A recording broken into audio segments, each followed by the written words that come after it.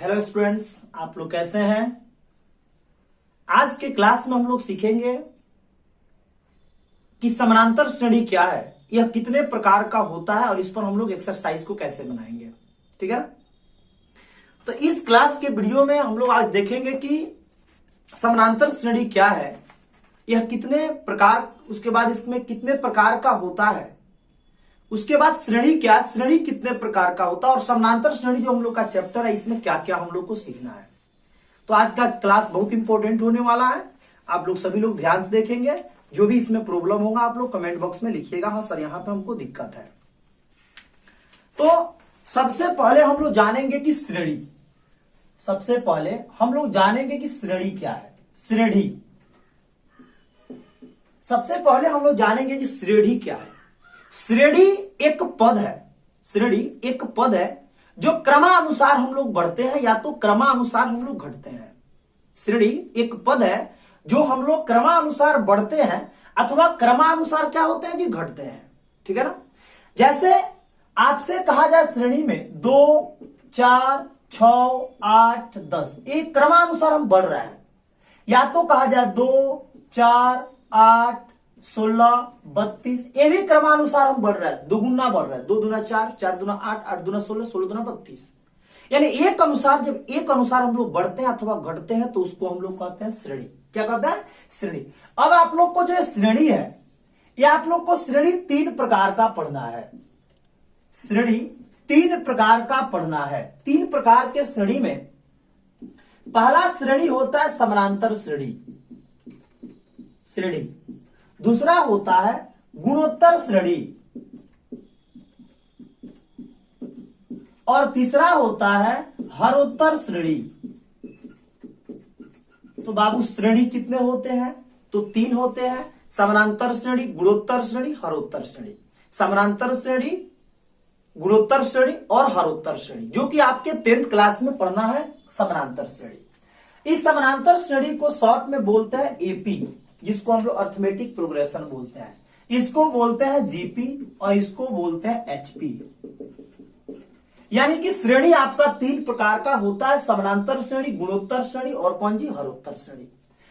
समानांतर श्रेणी किसे कहते हैं? वैसी श्रेणी जिसमें जो पद होता है, जो टर्म होता है, उसमें अंतर समान हो। वैसी श्रेणी जिसमें अंतर समान होता है उसको हम लोग समानांतर श्रेणी कहते हैं। जिसमें अंतर क्या हो जी, समान हो, उसको हम लोग समानांतर श्रेणी कहते हैं। जैसे आपको कहा जाए, अभी आप लोग लिखे थे ऊपर 2, 4, 6, 8, 10, 12, यानी इसमें से हमेशा दूसरा पद में से पहला पद को घटाएंगे, दूसरा पद में से पहला घटाएंगे, फिर दूसरा में से पहला घटाएंगे। यानी घटाने के बाद प्रत्येक का अंतर अगर समान आता है तो हम कहते हैं कि समानांतर श्रेणी है, और नहीं आता है तो समानांतर श्रेणी नहीं है। यानी कि हम लोग देखें तो समानांतर श्रेणी है कि नहीं है? तो है ना, समानांतर श्रेणी एपी 2, 4, 6, 8, 10, 12 एपी है कि सबका अंतर 2 आ रहा है।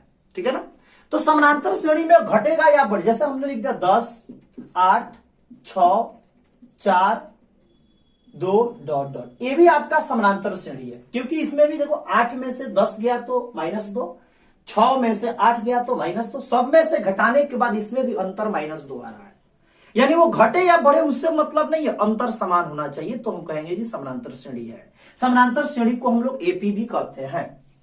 ठीक है ना, ये जो समानांतर श्रेणी होता है, ये समानांतर श्रेणी 2 प्रकार का होता है। समानांतर श्रेणी कितने प्रकार का होता है जी?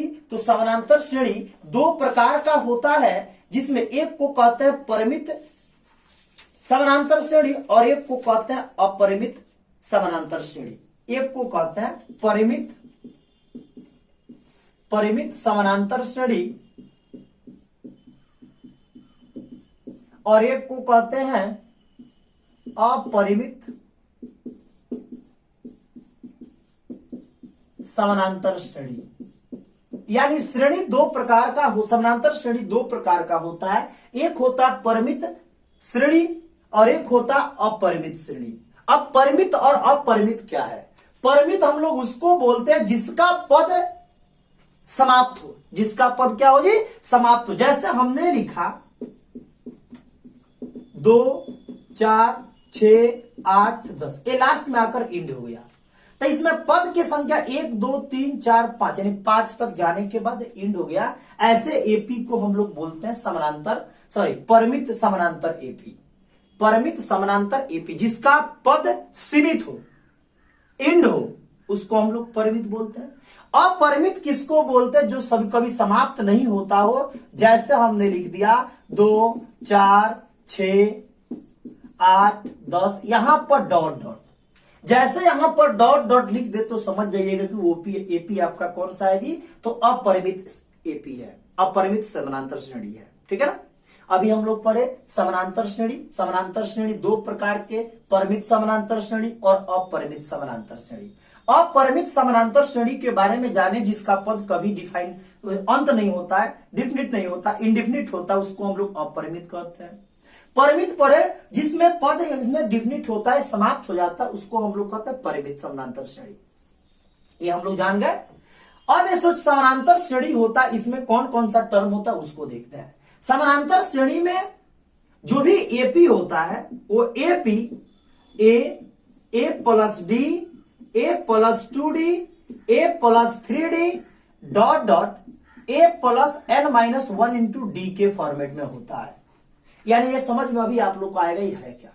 किसी भी एपी का जो प्रथम पद होता है, किसी भी एपी का जो प्रथम पद होता है, उस प्रथम पद को ए कहते हैं। प्रथम पद को क्या कहते हैं जी? ए कहते हैं। जो इसमें से अंतर आ रहा है उसको कहते हैं सार्व अंतर, उसको कहते हैं सार्व अंतर, जिसको हम लोग डी से सूचित करते हैं। ये जितना पद के संख्या है उसको कहते हैं पदों की संख्या, term of number of term, पदों की संख्या, पदों की संख्या को एन से। जो अंत में होता है उसको कहते हैं अंतिम पद, अंतिम पद। अंतिम पद को कहते हैं एनवा पद, यानी एन। क्या कहते हैं? एन। यानी कि प्रथम पद एपी को ए कहते हैं, सार्व अंतर को डी कहते हैं, पदों की संख्या को एन कहते हैं, अंतिम पद को एन कहते हैं। ये चार टर्म आप लोग को जानना पड़ेगा चारों के बारे में। इन चारों से एक फॉर्मूला बनता है n equal to a plus n minus 1 into d. N equal to a plus n minus 1 into d. यानी कि ये फॉर्मूला हम लोग को ये बताता है कि एपी का अगर कोई भी पद आपको निकालना होगा तो ए लिखकर अब जितना उसका पद देगा उसमें से कम करके जब डी लिखते हैं तो आपका एपी का पद हो जाता है। जैसे हम लोग यहां देखें, आपसे पूछा गया कि दूसरा पद क्या होगा, तो ए लिखकर दूसरा में से घटा दीजिए, एक डी हो जाएगा, यानी ए प्लस डी। उसी प्रकार आपसे तीसरा पूछा गया था ए प्लस 2d, आपसे चौथा पूछा गया था ए प्लस 3d। यानी जो पद आपसे पूछा जाएगा ए लिखकर उससे एक कम डी लिखते हैं। अगर आपसे 10वां पद पूछा जाएगा तो ए प्लस 9d, अगर आपसे 20वां पद पूछा जाएगा तो ए प्लस 19d लिखते हैं। ठीक है ना। इतना तो समझ में आ गया सबको? जल्दी से बोलो, कमेंट बॉक्स में लिखो कि समझ में आया कि नहीं। इसमें बाबू एनवा पद नहीं दिया, एनवा पद को एन के वैल्यू से हम लोग इस फॉर्मूला पर निकालेंगे। जल्दी से नोट कर लीजिए। ये हम लोग पढ़े एपी। एपी के दो होते हैं, परिमित समानांतर श्रेणी और एक होता अपरिमित समानांतर श्रेणी। ये दोनों जान गए हम लोग। गुणोत्तर श्रेणी किसको बोलते हैं? वैसा श्रेणी जिसमें पद का संख्या गुणा के रूप में हो। जैसे 2 4 8, 2 दूना 4, 4 दूना 8, 8 दूना 16, 16 दूना 32। इसमें जो बढ़ता है मान वो गुणा के रूप में बढ़ता है या तो भाग के रूप में घटता है। ऐसे हम लोग श्रेणी को गुणोत्तर श्रेणी बोलते हैं, जिसको जीपी से सूचित करते हैं। जैसे 2 2 दूना 4, 4 दूना 8, 8 दूना 16, 16 दूना 32। ठीक है ना। हरोत्तर श्रेणी जो होता है वो समानांतर श्रेणी का उल्टा होता है। जैसे समानांतर श्रेणी में हमने 2 4 6 8 10 12 लिखा है, इसका उल्टा कर देंगे तो 1/2, 1/4, 1/6, 1/10, 1/12 ये हम लोग लिख देंगे। यानी कि जो भी समानांतर श्रेणी होता है उस समानांतर श्रेणी को अगर उल्टा कर देते हैं तो उसको हम लोग जीपी कहते हैं, हरोत्तर श्रेणी एचपी कहते हैं। आप लोग समझ गए ना सभी। अब इसमें करते क्या है, अभी समानांतर श्रेणी पर क्या क्या पूछता है इसको देखते हैं। ये जो प्रथम पद, कोई भी एपी का पद या तो प्लस में होता है या तो माइनस में, या तो बढ़ता है या तो घटता है। गुणा के रूप में नहीं हो सकता, भाग के रूप में नहीं हो सकता है। अब एपी कौन कौन सा हो सकता है? आपका साधारण ब्याज एपी, इसको नोट करते रहिएगा, इसको नोट करते रहिएगा। समानांतर श्रेणी कौन कौन हो सकता है? साधारण ब्याज समानांतर श्रेणी हो सकता है, क्योंकि हम लोग क्या करते हैं उसको बनाते, जब ब्याज पर पैसा लेते हैं सिंपल इंटरेस्ट पर, तो 100 का ब्याज अगर 1 साल में 10 रुपया देना है तो 2 साल के बाद 20 रुपया देना पड़ेगा, 3 साल के बाद 30 रुपया देना पड़ेगा। लेकिन वही अगर कंपाउंड होता है, चक्रवृद्धि ब्याज होता है, तो हम लोग को 1 साल के ब्याज का भी ब्याज देना पड़ता है। उस परिस्थिति में हम लोग का जो वैल्यू बढ़ता है वो एक अनुसार नहीं बढ़ के कभी ज्यादा हम लोग का ज्यादा बढ़ने लगता है, ठीक है ना। अगर इस साल 10 रुपया बढ़ा तो अगले साल 10 रुपया 10 पैसा हो जाएगा, उसके अगले साल 10 रुपया 20 पैसा हो जाएगा। यानी कि उसका जो सार बनता रहता है वो समान नहीं होता, वो समानांतर श्रेणी नहीं हो सकता है, ठीक है ना। ये तो समझ में सबको आ गया ना। अब इसमें कैसे पूछेगा, जैसे कैसे प्रश्न देगा, कहेगा एक एग्जाम्पल है, एपी 3, 7, 11 डॉट डॉट का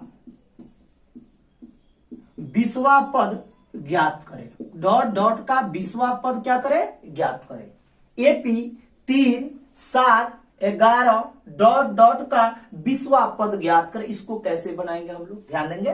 तो सबसे पहले इसमें जो एपी के प्रथम पद देता है, यानी ये प्रथम पद दिया हुआ है 3, प्रथम पद कौन दिया है 3, यानी प्रथम पद को ए कहते हैं, ए का मान 3। बाबू सार बंतर कहते हैं, दूसरा में से पहला घटा देते हैं, 7 में से 3 गया तो 4। इसमें कह रहा है 20वां पद, तो बाबू अभी आप लोग को सिखाए थे, जो आपसे पद पूछा जाएगा उससे ए लिखकर एक कम डी को जोड़ देते हैं। 20वां पूछा तो ए प्लस 19, ए के जगह पर 3, 19 का 19 और डी के जगह पर कितना जी 4, यानी 3 और 19 चौका जोड़ गुना कर देंगे तो 76, 19 चौका 76 और 3 आप लोग जोड़ दीजिएगा तो कितना हो जाएगा 79। यानी कि हम लोग एपी के इस तरह किसी भी टर्म को ज्ञात कर सकते हैं। जल्दी से बोलो समझ में आया कि नहीं।